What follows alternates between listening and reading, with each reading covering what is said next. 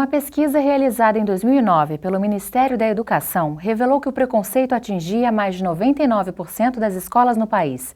Entre as maiores discriminações estavam necessidades especiais, étnico-raciais e gênero.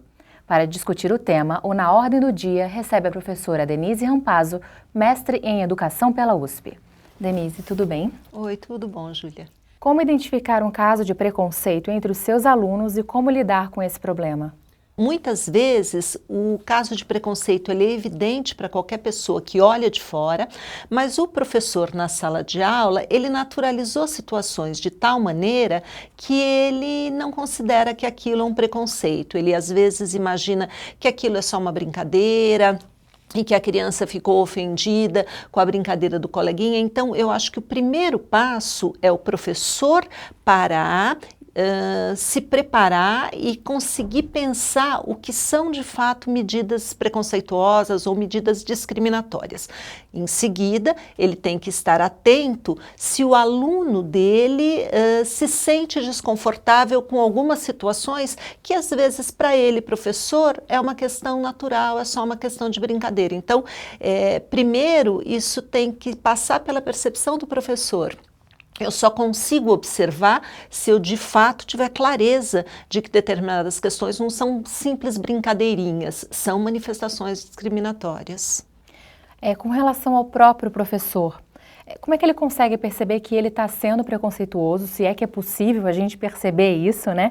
E como resolver uma questão como essa? Eu preciso ter uma intencionalidade. Enquanto professor, eu preciso parar e pensar em que situações eu me sinto desconfortável, que tipo de pessoa, de ação me causa algum desconforto. E aí eu preciso pensar se isso é uma manifestação de preconceito. Eu não sei se eu posso dar um exemplo. Uma vez uma aluna veio se queixar comigo que ela tinha visto duas meninas se beijando dentro da faculdade. E aí eu perguntei para ela se fosse um casal heterossexual, se fosse um garoto e uma garota que estivesse se beijando, você teria ficado incomodada? Eu falei, você pensa nisso. E aí você me responde, se fosse um menino e uma menina e você ficasse desse jeito incomodada, então eu vou lá, porque pode ser sim um comportamento inadequado para o espaço e tal. Agora, se você não ficaria incomodada, falei, então a questão não são elas, a questão é com você. E eu acho que esse exercício ele serve para o professor também, né? Quando eu tomo uma ação com um aluno, eu tenho que parar. Eu estou fazendo isso porque este menino é negro. Se fosse um menino branco que tivesse exatamente a mesma postura, como é que eu iria agir? Você pode citar mais alguns exemplos de preconceitos que a gente faz inclusive no dia a dia e a gente não percebe? Posso. Imagina a seguinte situação, nós escutamos isso o tempo todo, ai nossa, conheci uma negra tão linda. Você nunca diz, conheci uma branca linda, né? Você conheceu uma moça, você conheceu uma menina. Então, quando eu, na realidade, tiro a característica humana da pessoa, né, a característica física, as pessoas são altas, baixas, gordas, magras, de cabelos compridos, cabelos curtos, elas não precisam ser identificadas pela cor da pele, a gente não faz isso com os brancos. É muito sintomático quando eu me refiro a uma pessoa negra e a única característica que eu ressalto é a cor da pele. Quando eu ponho um adjetivo junto, é quase que como se eu estivesse fazendo um meia-culpa. Então, se eu faço isso, está na hora de parar e pensar. Você desenvolveu um curso junto ao Instituto Singularidades, que criou em seu currículo disciplinas que ensinam futuros professores a lidar com questões de preconceito. Como é que funcionam essas aulas?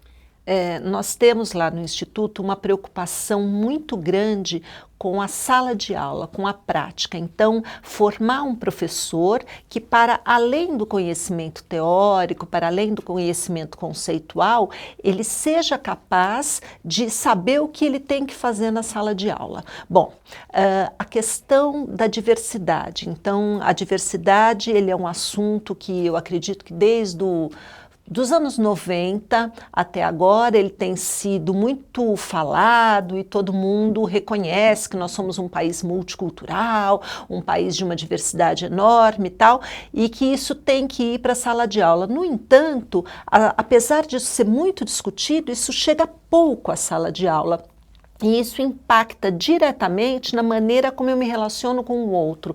Então, lá no Singularidades, nós temos um foco de mostrar para os nossos futuros professores que a diversidade brasileira, ela tem que ir para a sala de aula. Então, eu preciso oferecer referências múltiplas para esses alunos para que eles percebam que culturas não devem ser hierarquizadas, modos de organizar a vida não devem ser hierarquizados.